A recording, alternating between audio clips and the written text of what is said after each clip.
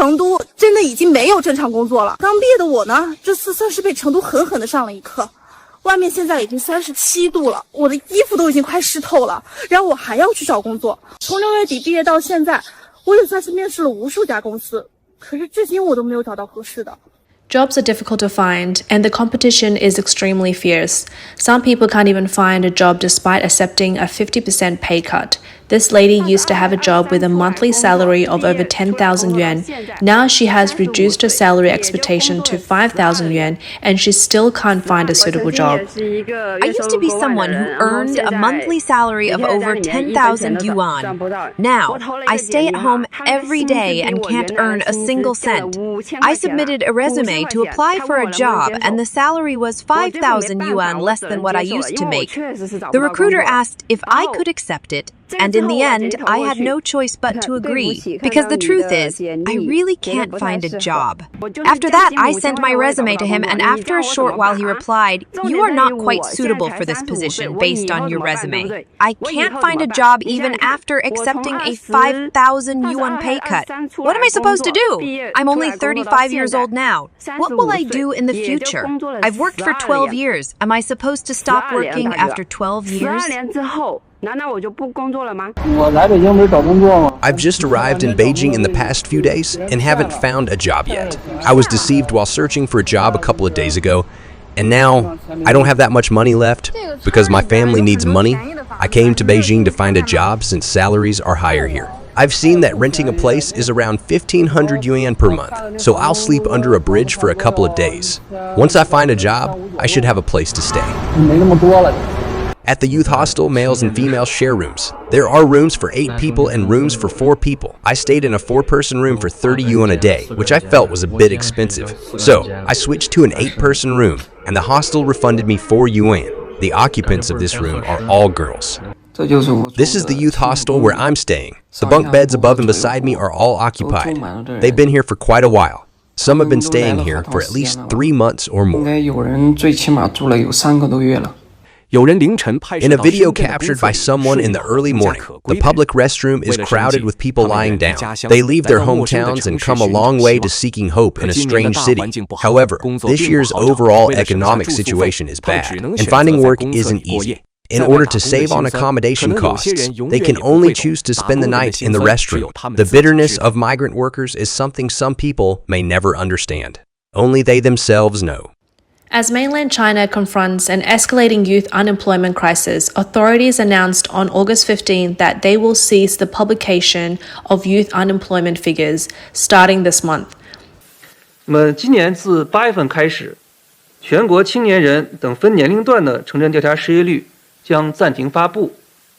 This move has intensified international concerns about China's deteriorating economic health, which may have prompted the government to withhold data. Experts believe that the unemployment of millions of young Chinese has dashed societal hopes, further destabilizing the social fabric of China. Before the decision to withhold statistics, China's urban youth unemployment rate had been on a steady rise, hitting a record high since 2018 when data became available. Beginning at 17.3% in January this year, it climbed up to 21.3% by June. Yet Fu Linghui, the spokesperson for the National Bureau of Statistics, asserted that most recent graduates have already found work, and unemployment figures remain generally stable. He added that the employment rate of graduates this year is slightly higher than that of the same period last year. The youth unemployment rate pertains to individuals aged 16 to 24. China started tracking this demographic in 2018, but the figures focused on urban areas, excluding rural regions. In July, just as 12 million college graduates entered the labor force, the authorities stopped publishing urban youth unemployment rates, a move widely seen as a sign that unemployment in China was worse than expected. According to a report by the Chinese government's official media on July 17, officials expect that this figure may continue to rise in July and is expected to gradually fall in August. However, according to external analysis, the youth unemployment rate in July may have soared. with no sign of a fall in August. Therefore, the National Bureau of Statistics of China had no choice but to suspend the release of data. Previous unofficial unemployment figures were already shocking, but some suspect them of being even higher. Last month, Zhang Dandan, an associate professor at Peking University, published an article titled "The Possibly Underestimated Youth Unemployment Rate," suggesting that if the estimated 60 million people lying flat, slang for people who have given up, were considered unemployed, the actual youth unemployment rate in March could be as high as 46.5%.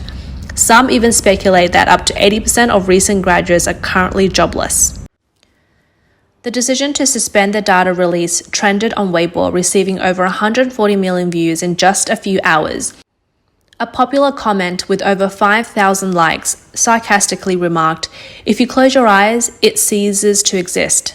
Another netizen mocked, as if halting the release means the unemployment rate disappears and the issue resolves itself. Many echoed the sentiment, with one stating, "Out of sight, out of mind." Yang Han, a former Chinese diplomat living in Australia, said on Twitter that the non-release of the data showed that China's economy was continuing to deteriorate. He wrote, "China's official media said, urban youth employment rate survey will be suspended due to changing economic/social conditions and the need to improve the and optimize data analysis work." This is actually saying the Politburo does not like the present numbers. French newspaper Le Monde commented on Beijing's strategy with a rhetorical question. How does China tackle its soaring youth unemployment rate? They have their own method, just don't report it to the outside world.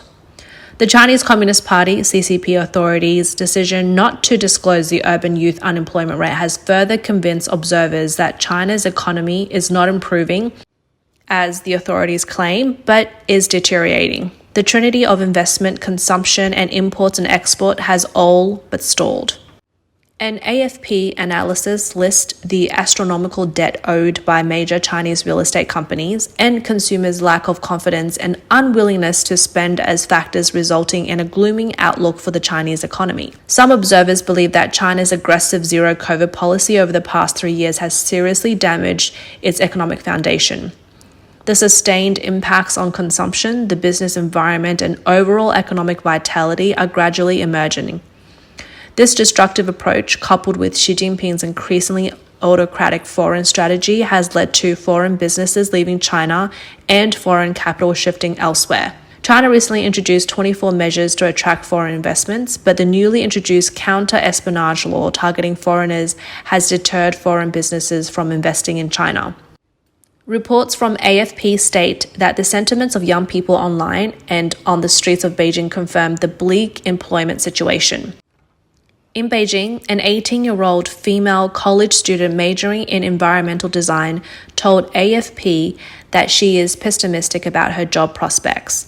Her concern is that the rapid development of artificial intelligence might limit her opportunities in the design field. Those already employed also expressed pessimism. Some young individuals, considering the job market conditions, prefer to continue their studies or prepare for civil service exams. A 29-year-old professional woman mentioned that some of her friends wish to change jobs but can't. She stated, "Some people have been sending out resumes for a month and have attended several interviews, but to no avail.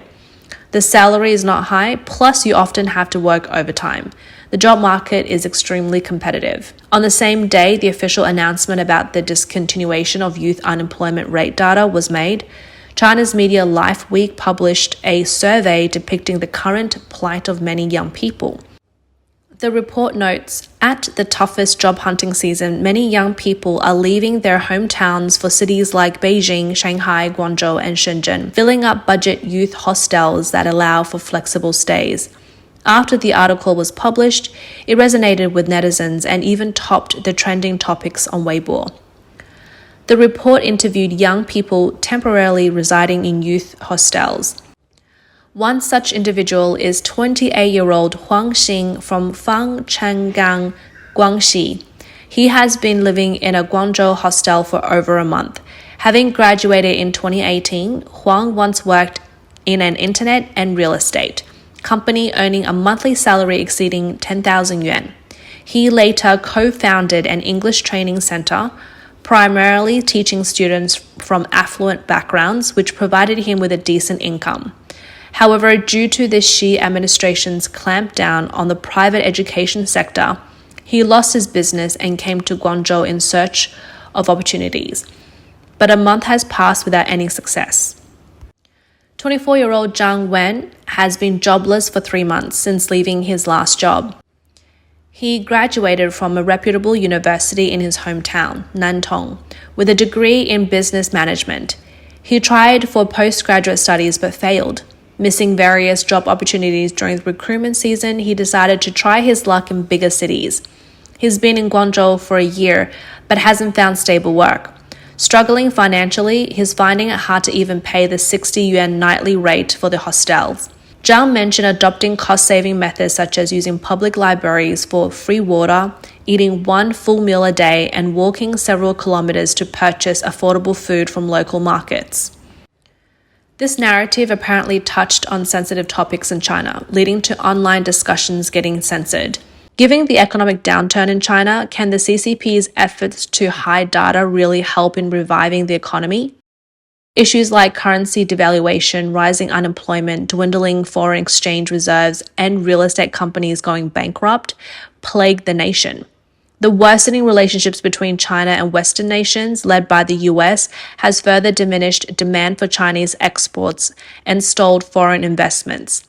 Foreign direct investment in China have dropped to just 4.9 billion USD in the second quarter, a staggering 87% decrease from last year.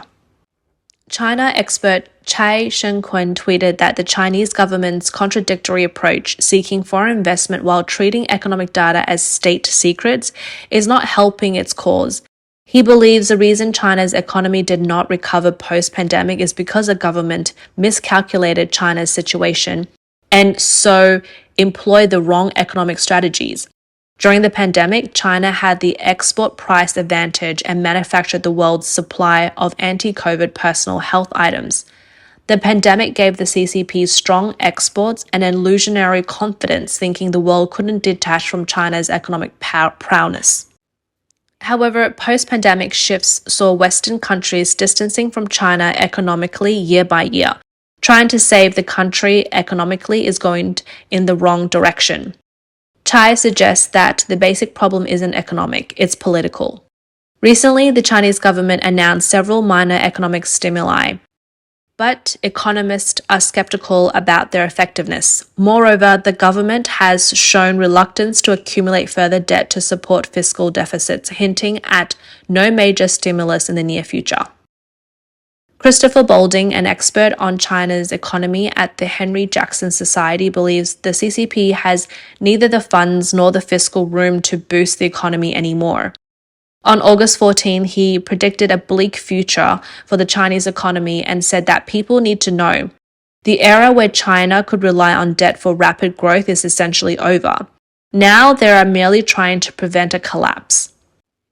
Edward Yardeni, president of Yardeni Research, a global investment consultancy based in New York, offered a more specific prognosis on China's economic future.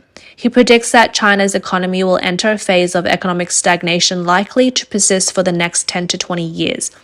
He commented that regardless of how China touts its potential economic growth, he would halve those projections. Consequently, he anticipates a growth rate of around 0 to 2% in the coming years. Youth unemployment in China has doubled over the past 4 years. Xi Jinping's stringent COVID-0 policies and recent targeting of private businesses, tech companies, and regulatory reforms have only compounded the economic woes, worsening the employment scenario. Millions of Chinese youth are currently jobless, with many feeling disillusioned and opting to withdraw from the job market entirely, preferring to lie flat. In the long run, there's a risk that this vast unemployment population in China could pose a threat to the Communist Party. The lack of stable job means young people are postponing marriage and childbirth, exacerbating China's demographic challenges. Some scholars have warned of the rise of the new poor class, young people who depend on their parents, which could further destabilize society. In any country, a youth unemployment rate surpassing 20% is a significant social and political concern. The CCP, which rose to power championing mass movements and youth campaigns, is particularly vigilant on this front. Their evident apprehension suggests they might go to great lengths to control and suppress the issue. The CCP fears that publicizing high youth unemployment rates could ignite young people's anger, potentially becoming a spark for resistance against their rule. In November 2022, the CCP's extreme zero-COVID measures triggered large-scale nationwide protests, with most protesters being young. Some even openly called for Xi Jinping and the Communist Party to step down. Sun Fen, a sociologist from Tsinghua University, recently commented on a prominent CCP-affiliated website. He highlighted that the new poor living long-term in exclusion, neglect, boredom, and isolation tend to develop irritable, antisocial, and violent tendencies, which could become primary contributors to societal instability. Confronted with the unemployment crisis, Xi Jinping seemed at a loss, remarking, "Young people need to stand tall in the face of adversity." The leader, who once labored in the countryside during the Cultural Revolution, suggested if they can't find their ideal jobs, they should work on the factory floor or engage in poverty alleviation in rural China. Independent commentator Ma Ju told Voice of America that the wave of youth unemployment is brewing a more significant societal crisis. He likened Xi Jinping's situation to drying gunpowder in broad daylight. Everyone knows it will explode sooner or later. Taiwanese financial expert Edward Huang stated China's economy is truly at a point where it can't proceed without change, yet the current policies can't be altered, leading to a deadlock. The only way out would be to abandon confrontational policies with the West, but that seems unlikely. Huang emphasized that as long as Xi Jinping insists on the current political ideology without reform, and the CCP doesn't deviate from its existing structure, the economy isn't going to recover.